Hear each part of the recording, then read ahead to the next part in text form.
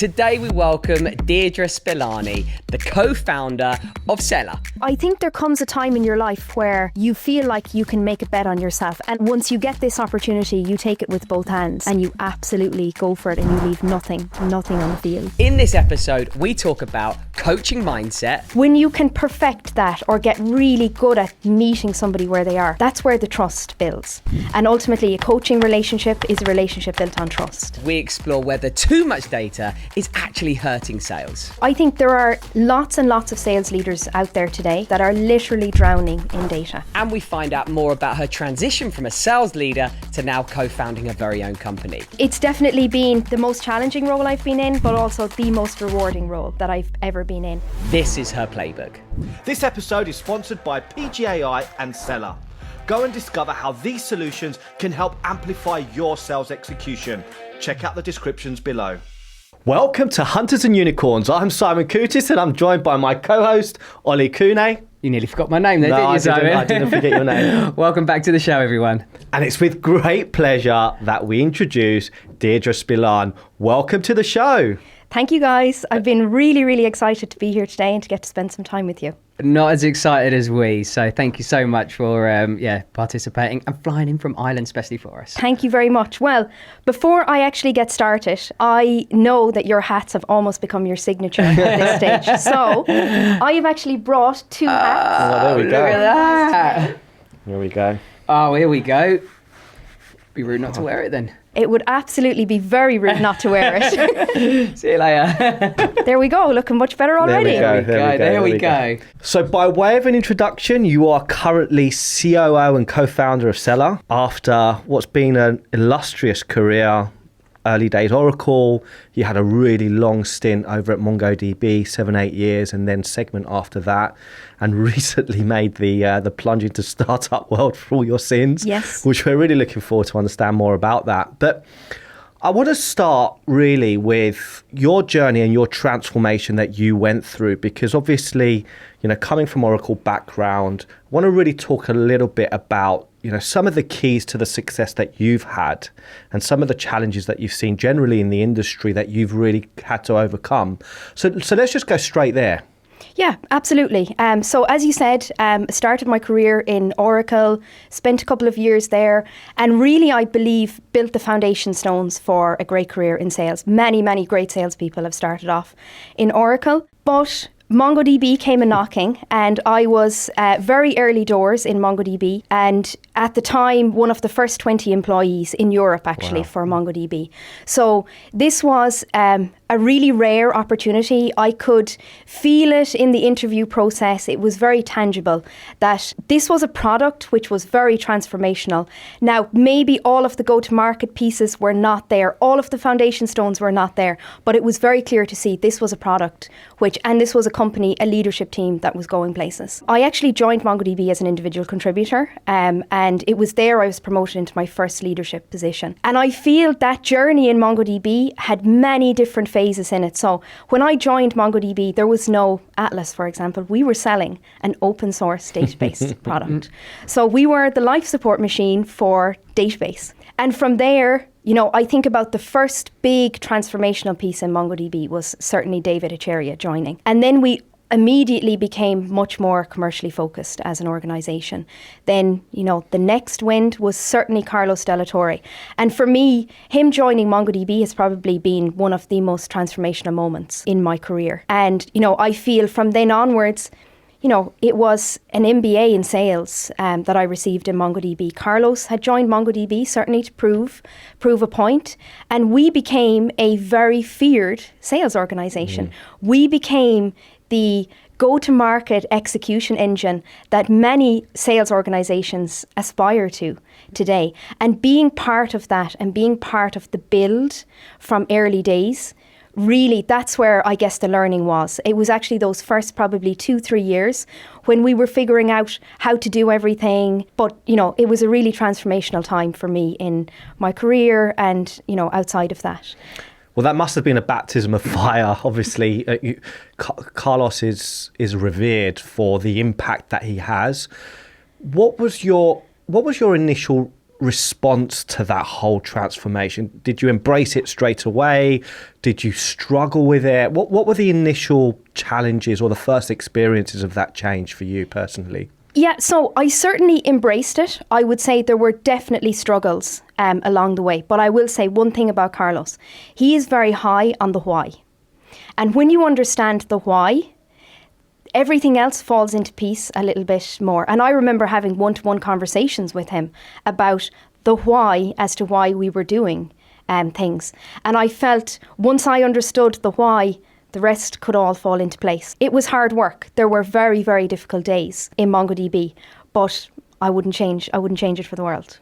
So let's kind of hone in on some of the big changes. What were the details that you were working on personally in your kind of toolkit that you felt were maybe the biggest changes or the biggest jump for you personally that you had to kind of work towards? So early days in MongoDB, we were chasing anything, any leads, as any startup may do, and particularly in the open source space.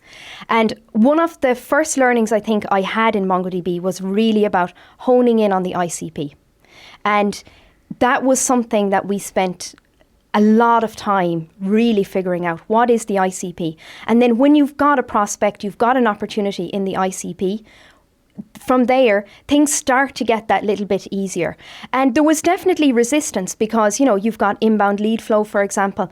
So many of them are outside your ICP. And you start to realize, the sales process becomes difficult. But it becomes difficult because this is not your ideal customer profile. This is probably not the person that you should be selling to. And it's most likely going to be somebody who will actually churn next year on you because they're so far outside of what your ICP should be. One of the things I remember hearing a lot in MongoDB was this term, meet them where they are. I thought I knew what that meant. I thought I had internalized it. And then I became a mom. I became a parent for the second time. And I had an aha moment where I really realized what this really means. And to me, it took on a secondary meaning, which was around, all of our kids are different. I have two little girls. They're actually, there's less than 2 years between them, so they're quite close in age. They have a lot in common. They're very alike. I parent them in completely different styles, absolutely different styles every day of the week, every hour of the day. And for me, I guess that was a realization that I had at that moment was also when we're coaching account executives, you can have all the playbooks and all of the great stuff laid out there in front of you. But every account executive, every RD is unique. And you have got to meet them where they are on their journey. And that's ultimately where the real coaching can come into effect, I think, from my point of view. So when you can perfect that or get really good at meeting somebody where they are, that's where the trust builds. And ultimately, a coaching relationship is a relationship that's built on trust. So you've got to get to that moment where you can build the trust. And then from there, you can go on and coach people to really change their lives. So where does that start then? Take us to that point and help us, unpack some of that, which is, the process of establishing, how you need to interact or, helping to meet that person where they are. So great question. I actually think it begins in the interview process. We had a recruiting process which we could be very proud of. And it started with understanding the person. And I think that's the key to understanding where they are. And that's, understanding maybe a little bit about their background, what they're happy and comfortable in sharing with you. And then moving into what motivates people. What are the greatest learnings they've had maybe in their previous roles, outside of work? How do they learn? How do they like to take feedback, for example? So I think it starts in the interview process and then it continues. And I do think the first few weeks on the job are actually really, really key in understanding where they're at. And I think if we go back to the parenting analogy, every once in a while we all need to, take a moment with our kids. It's active listening 101. It may be just sitting on a park bench and just listening. And I think in the world of work, it's probably more where you're maybe taking that walk down the street, you're taking a walk around the lake, around the park or something, and just understanding how things are going, getting them maybe to open up with you a little bit more about what's challenging, what's going really well, what they're enjoying. And I think that's a great place to start. And it's understanding all of those fundamentals, I think. And then you can grow from there that platform for development for them. Being more intentional with that, obviously, you strike me as someone that would already have some of those instincts, but you would have become more consciously competent or more intentional with that. What did you find was the impact of that? And was it something that started to really build momentum as you started to kind of execute more of that intentionally?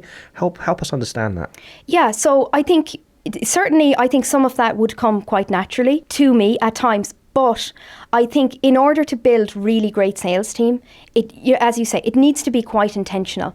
And you can maybe build it one-on-one, but then you end up with probably a quite mixed bag of a team. But actually, when you're very intentional about how you do this, and you really make an effort to do this in the same way with each person, then you really start to understand. Because, we've all been there. You may have great chemistry with somebody and they open up to you from the very beginning. That's not necessarily a reflection on you really understanding them as a person. So I think it's really important, in like all things in sales, it's about using this framework. So getting to know them in the interview, taking them for these walks, really understanding what's going really well for them. And when things are not going well, pull the brakes and help them to get to achieve the mastery around what you need them to achieve. In terms of the types of teams you're then able to sculpt, did you find that it was also able to kind of help you create more diversity of thought, because you can adjust yourself to different types of people? Did you find that was something that was a real benefit of that approach? Absolutely. And I would say that is, when we talk about evolution as a manager, evolution as a leader, that's definitely something I would say my first teams were probably not that diverse of thought, because I thought I had found, what's the ideal profile and, don't actually, the ICP was pretty important to MongoDB, and then, the ideal candidate profile was pretty important. So I was almost afraid to deviate too much from that profile. And then, you gain confidence in the same way as salespeople, as a regional director, you start to gain that confidence. And that's ultimately where you can get to having the diversity of thought within the teams. And that's where I think for me, that's really the aha, that's the eureka moment. When you have teams which are composed of different types of personalities, different types of process, people that learn in many different ways and people that process things in different ways. That's when you start to see teams to, I wouldn't say manage themselves, but they start to manage around themselves. For example, natural leaders start to step up. And they start to step up in everyday conversations. This is not just when somebody is watching, but it's, I can think of several occasions where we, at a time in MongoDB, we would have done a lot of medpic reviews. They would have been on a whiteboard, for example. This was when we were all in real life in offices, for example. And it was surprising the amount of times where, quite a senior AE may take over a certain point and start to coach a more junior account executive about where they were going, et cetera, et cetera. So I think that's really when you start to see you've probably built a pretty diversified team. This episode is sponsored by Selr. Selr provides a white glove treatment to every complex deal with their bespoke system, whilst ensuring you get the most value from your CRM for everyday selling. MongoDB is known as a very rigorous environment, very data-centric. There was obviously there could even be some misconceptions around kind of micromanagement. We hear all of these kinds of things, especially when you've got a rigid playbook concept, right? What were your experiences of that in that time? Yeah, so I think it definitely was a pretty rigid curriculum, I guess, that was being run in MongoDB. But it was one that worked. And I think this goes back to my earlier point. When you understand the why, that also goes back to understanding the why of people. Most people that were in MongoDB in those early years that I were there, had the opportunity probably to change their lives through the work that they had done in MongoDB. And I think where there may be conceptions or misconceptions around micromanagement, for example, is maybe where people didn't fully understand the why. And things changed, there were lots and lots of change. We talked about the ICP in MongoDB. Like, for example, we went in MongoDB from being a fully inbound sales organization If we were sending a couple of emails a week, that was it, max. And they were probably completely scattergun to many different types of accounts. We then went to a full outbound PG process. Wow. So all of that is not to be underestimated in how much change goes on in that. But the why behind that is because you're more successful when you're doing outbound pipeline generation. You actually hold the keys to your own castle when you're doing pipeline generation, and ultimately you will be more successful as a seller, as a leader. It's really got to do with the why and people understanding why certain processes were important at those moments. I want to talk a bit about the data side, because I know one of the things that you really see is data paralysis, data for the sake of data, and actually the wrong metrics driving the wrong behaviors, right? And I know this is something that's really dear to your heart. So I just want to talk a little bit about that and your experiences of that. Absolutely. So I think there are lots and lots of sales leaders out there today that are literally drowning in data. We have never had as much data at our fingertips. But how are we deriving data? How are we deriving value from that data? And I think in the first instance, we got to take a step back. So why would we want to derive more data, more value from data? It's for productivity gains. It's to, get better revenue predictability or something within the business, for example. But it's pretty easy nowadays to see metrics around calls, emails. But we're in a world where actually pipeline generation has probably never, in theory, never actually been easier. It's actually never been more challenging, though, to build quality pipeline as it is today, though. And I think that's across the industry completely. And what a lot of leaders are doing, they're spending their time looking at these metrics or trying to derive value from these metrics, which is really taking away from coaching. And I think thinking about all of these metrics, that's really inspecting the business. And we're thinking more about quantity rather than quality. And I think coaching is quality driven. So it's really getting to understand. Now, there are really important metrics that I believe any business should be tracking. I fundamentally believe emails sent, cold calls, not important. What I do think is really important is conversion rates that are between the likes of amount of discovery meetings that convert to a new business meeting, that then convert to a technical sign-off or an EB go-no-go meeting, for example, and ultimately lead to revenue. Those are metrics I think every sales organization should be tracking. Those metrics are metrics where if you can spot on your leaderboard or your leading indicators, for example, if you can spot, for example, we have got a conversion issue from new business meeting to technical sign-off. That is something that I can really deep dive and coach to with an account executive, or a regional director can coach to. It's far more meaningful than really just looking at metrics for the sake of metrics. So those are some of the metrics that I think are incredibly important.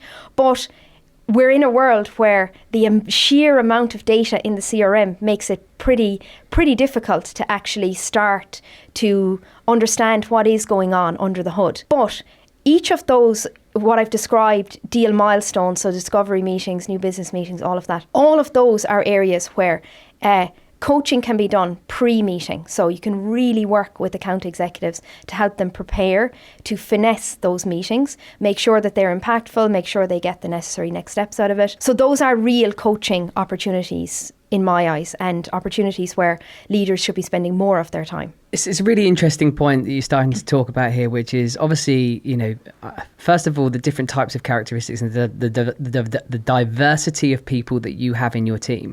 And then you start to talk about metrics. How do you then ensure that you're, I suppose, conscious around your communication styles across those different diversities?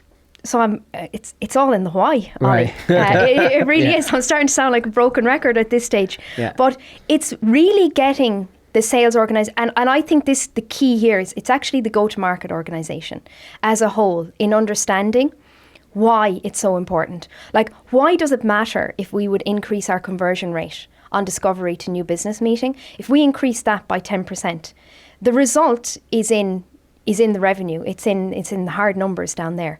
So it's getting the organisation to understand what, and in the same way, if we don't get those discovery meetings, also, you know, what's the impact on the revenue downstream on that as well. So I think it's each part of the go-to-market organisation understanding.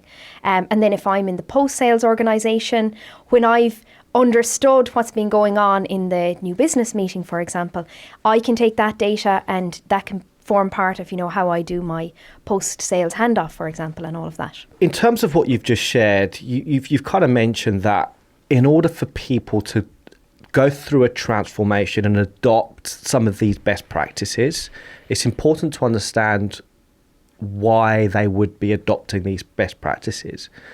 But how important is it also to understand their personal why and the marriage between their personal why and also the why of what you're trying to drive in order to really drive the right behaviours? Absolutely, absolutely. So I think understanding that why starts in the interview process.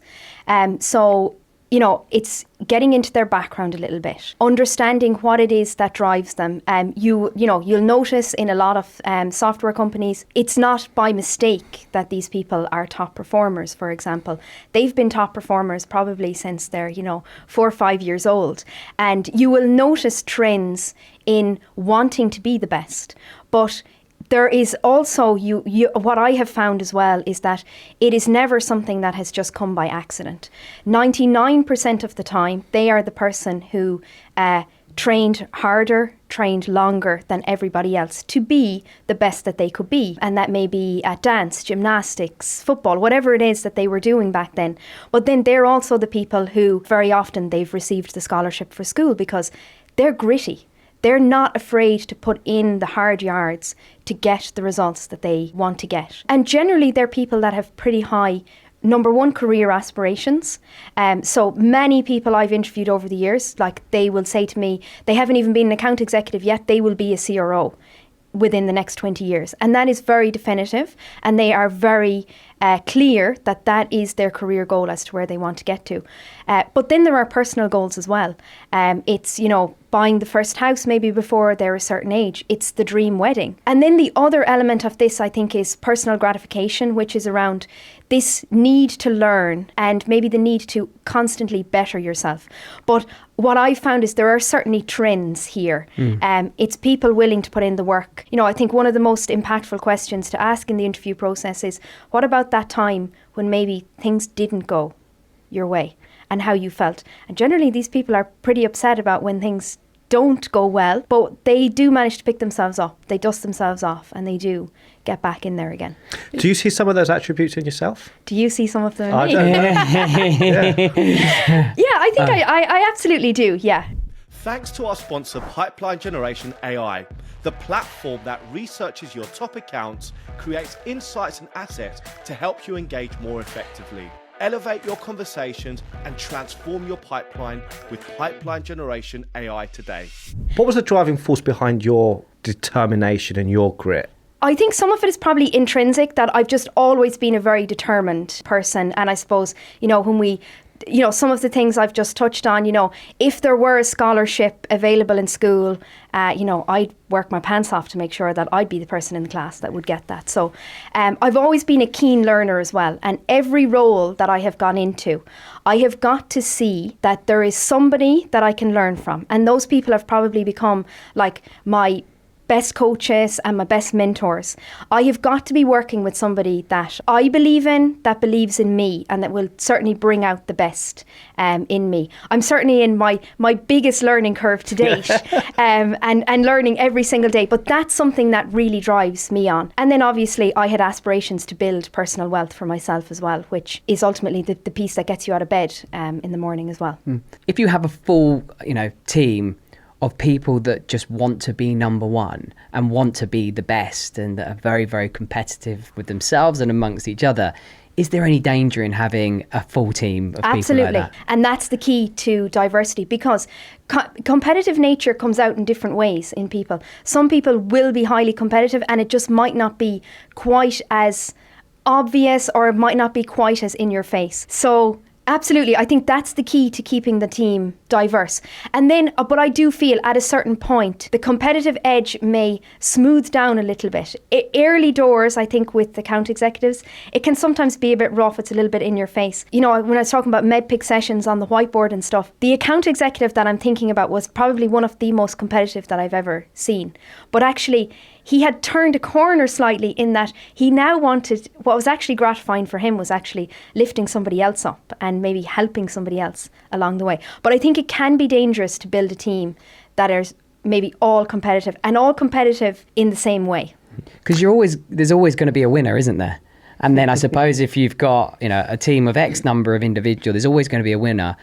And for the others that are also striving for that, can that then be can that disenchant them? Is that yeah? It can, but I think the thing about sales teams is most of the time, and certainly in fast-growing sales organizations, people are at different stages of their evolution. One person may be top of the leaderboard and feel great about themselves, but maybe the person in fourth place, they've just closed their first deal ever as an account executive. And that's where I think, the age-old, celebrating all of these wins is really important. And making sure that everybody feels, I guess, part of that as much as possible. Because actually, that account executive who manages to close a first deal in the first, 8, 10, 12 weeks or something on the job, they've probably the hallmarks of being like very, very successful into the future. So I guess it's all where they are in their evolution markers. I was just about to say, obviously we've focused a lot of time on MongoDB and your experience at MongoDB. Obviously after your 7, almost 8 years at time at MongoDB, you went to Segment. Help us understand, because obviously you joined very early on at MongoDB and you also joined fairly early on at Segment, right? Yep. And so help us understand that transition. Obviously, now that you're a second wind into, a startup organization, how you're able to apply maybe some of the learnings that you had from MongoDB, and then that transition into Segment and that experience that you had there. Yeah. So the Segment organization was much more mature from a GTM point of view when I joined Segment. So I joined just at the moment when Twilio were actually acquiring Segment. Right. So it was a particularly interesting time, let's say. And so it was a much more mature organization. So, for example, there was a PG motion in place, very much so in Segment. So it was less of the build in Segment. But what I could bring to the table in Segment was that I had done a lot of this before and I had figured out my operating cadence, let's say. I had understood sales process and how important it was. And I think about the time in Segment in a couple of, in my interview process, I talked about 3 Ps and they were people, pipeline generation and process. And those were 3 that I felt coming out of MongoDB, I had a pretty good grasp of. And I could come in and hit the ground running. When I talk about people, I mean recruiting people and developing them. And then process, I had understood the hallmarks of, good sales process. Now, I was really fortunate when I joined Segment that there were some incredibly talented leaders already in place. And they had done a lot of work. We had just, invested in force management, for example. So it was a really exciting time to join Segment. Like they were the absolute darling of Silicon Valley at the time. But a lot of the process was in place and it was about finessing it, which really worked for me because I had wanted that opportunity maybe to further develop my skills in taking things, I guess, to the next level in that organization. I want to talk a little bit about your experiences with mentors and coaches, right? Because that's something that you do actually, I know you just touched on it briefly, but you attribute a lot of your success on that. Help us understand that for you personally. Yeah, so I would say like mentors and coaches that I've had in my career have, it's the difference between success and failure. It's something that needs to be done quite intentionally.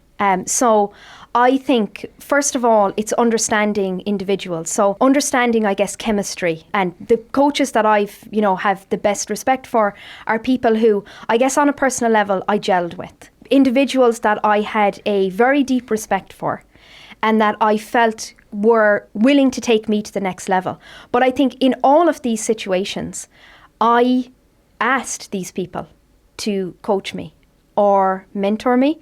And I was quite direct in what I wanted. Like I wanted somebody who I could be, number one, vulnerable with, and that would be okay. And secondly, I wanted somebody who would be very, very direct with me in terms of feedback. Like, I have had occasions where, you know, maybe somebody starts to mentor you and it's all very positive, and you're maybe not taking that much away from it or taking as much as you could. But I think when you are upfront with somebody about what you want, what you expect, then I think, you know, that individual is somebody who can really take you to places in your career. And I've worked with a couple of individuals on a number of occasions over the past decade and a little bit more. And it's not by, you know, that's by design by me, because these are people who really get the best out of me. Were you aware of your strengths and aware of your weaknesses, and then you were then seeking out a mentor that could help you with some of those weaknesses? Not always. I don't think I was at the point where I fully understood what my strengths and weaknesses were. But I think that's the real beauty of a great coaching or mentor-mentee relationship, is they can actually help you diagnose where you think your weaknesses are. You know, you can think yourself you're fantastic at recruiting, and if you want to have your excuses hat on, you know, as to why people are not working out or something, but somebody really taking a step back, looking at you and helping you out can really be helpful. So I wouldn't say I understood all of that on all occasions, no. I want to take this moment to ask you very kindly to go and subscribe to our channel. Only 5% of the people viewing our content are actually subscribed. So to ensure that we keep doing what we do, bringing you the very best guests in the industry, please go and hit that subscribe button for us. Thank you so much for listening, and we hope you enjoy this show. Talk to us about, you know, the process of taking the leap of faith into your own startup and founding your own company, and how you personally went through that journey. Yeah, so I think I've always had aspirations to have my own business in whatever shape that would have been. But I think there comes a time in your life where you feel like you can make a bet on yourself. And I think for me, that was a lot of my personal life was lining up to there being an opportune moment for me to go and do this. And this was when I wanted to start with Selr with Arthur. So all of those things aligned. I guess I didn't think about this as being very risky. You know, what I was thinking about was the learnings that I can have, but also this journey that I can go on, which I feel is, you know, once you get this opportunity, you take it with both hands, and you absolutely go for it, and you leave nothing on the field when you're doing this. It's really interesting that coaching has been such an important part of your journey, and all of the different things that you've collected along the way. And today you find yourself at an organisation, Selr. How much of what you've experienced as a seller, as a leader, has been behind what you're trying to build at Selr? Or perhaps just describe a little bit about what Selr is and how your experience has helped you really create what Selr is. Yeah, absolutely. So I think all of my experiences form part of Selr. So we're a technology platform, and the problem that we're solving is something that I struggled with as a leader in every role that I've been in. So think about this. We've all been there. You identify this strategic deal. As a startup, it may be a flagship customer. You're a more established company, it might be the first $1 million deal, the first $5 million deal. And the whole company row in behind this organisation, and we don the metaphoric white gloves. And, you know, for me, what that means is, you know, pristine org chart. It means champion development plan. It means exec engagement, polished BVA, for example. And, you know, most of the time we win the deal. And my question has always been, considering we know that all of these things work to drive more revenue for an organisation, why don't we do this for every deal? For me, it's a bit of a no-brainer. Why don't we do this for every deal? We don't do it for every deal because usually it's technology is inhibiting us. So we have disparate systems. We've got some data in the CRM. We're using some spreadsheets. We're using some, slides over there or something. And it's really difficult to build this single view of the opportunity. And so that's what we're addressing in Selr. The great sales organizations are doing this really well. Why can't every sales organization do it? And also, we use these processes for our most strategic deals. Why don't we use them for every deal? Because that would really have an impact on our revenue. So Selr is all about giving you this single view of the opportunity. And the goal of giving you this single view is to give you this coaching platform. So as a leader, it's quite difficult to coach to an opportunity if you don't understand where we actually are in the opportunity. So it's giving you this single view of the opportunity, taking all of the best practices that we've learned over the years and putting them together to make this available to all organizations at scale. How have you found the transition of going into founder world compared to being an individual contributor or a leader for another organisation? It's vastly different. It's definitely been probably the most challenging role I've been in, but also the most rewarding role that I've ever been in. There isn't a day where I am not intellectually stimulated, let me say, on various topics. But I'm doing what I love doing. So I love speaking to sales leaders. And this is what I get to do all day, every day, is speak to sales leaders and work with sales leaders on making sure that they can reach the goals that they are looking to reach.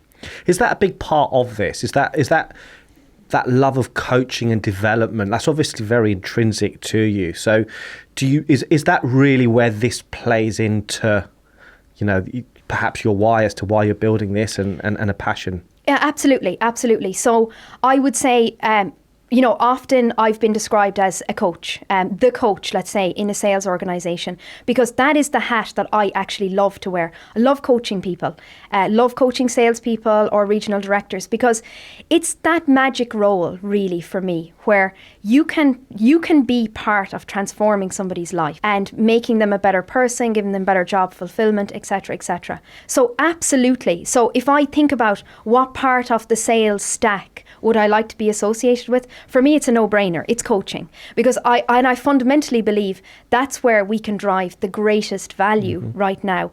And I don't believe, you may show this back to me in a couple of years, I don't believe that frontline leaders, for example, while they are the biggest risk that are posed to a business today, I don't think they're going to be replaced in any time soon. Yeah. Elements of it maybe by AI, but I think it's just such an important part of the organisation. So if we can make their lives a little bit better and a little bit easier, I think that's what we should do. Yeah, we obviously went through a process. It's well documented that Selr, you are associated with hunters and unicorns, but actually we went through a process of doing our due diligence before we decided to take you on.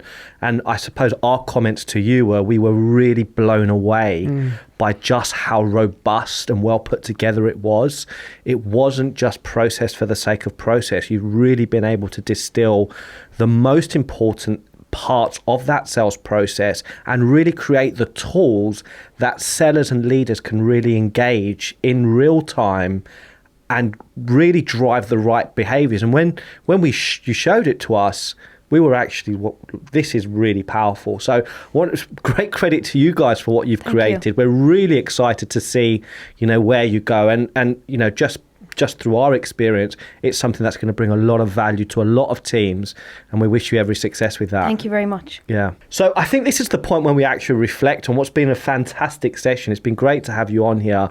I think it goes without saying that you're someone that's had an amazing career. You're someone that's really passionate about developing others, but also developing yourself, and you've really put yourself out of your comfort zone.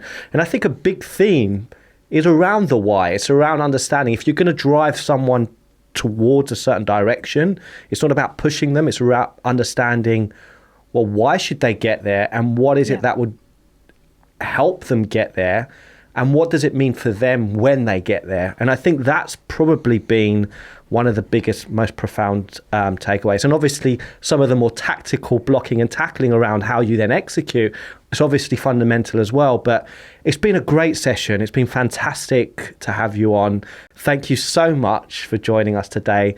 Thank you for having me. It's been amazing. It's been an absolute pleasure. So thank you again for coming in. And again, as I said, flying all the way in from Ireland to be with us here today. But to all our listeners, thank you so much for tuning in today. If you've liked what you've heard, please do subscribe to our various channels on iTunes, Spotify and YouTube. All the links will be in the description below. And we look forward to welcoming you back for another session very soon. Thank you and take care.